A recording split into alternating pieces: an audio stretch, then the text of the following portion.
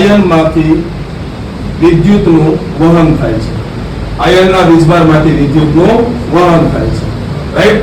મારી પાસે એક સોલ્યુશન છે. આ સોલ્યુશન ની અંદર શું છે? મેં પાણી નાખ્યું છે અને બે ચૂંટી મેં શું નાખ્યું છે? NaCl. એટલે શું થશે? સોડિયમ ક્લોરાઇડ, એટલે મીઠું. બરાબર? તો આ બલ્બ છે તે તમે કોઈ સોકેટમાં રાખશો તો ચાલુ થશે, નહીં તો ચાલુ નહીં થાય. પણ આ બલ્બની અંદર એવી રીતે વિદ્યુતનું વહન થાય છે, એના માટે જવાબદાર શું છે? સાયન્સ એક્સપેરિમેન્ટ જવાબદાર છે. રાઈટ? તો આપણે આ જે સોલ્યુશન છે, જો આ બલ્બ રાખવાને અને ગરમ લાગે છે નહીં. હવે આ બલ્બની અંદર ચાલુ કરવા માટે આપણી પાસે એક સોલ્યુશન છે. એ સોલ્યુશનનું નામ છે NaCl + H2O react to Na+Cl- ion છૂટા પડે છે. બરાબર?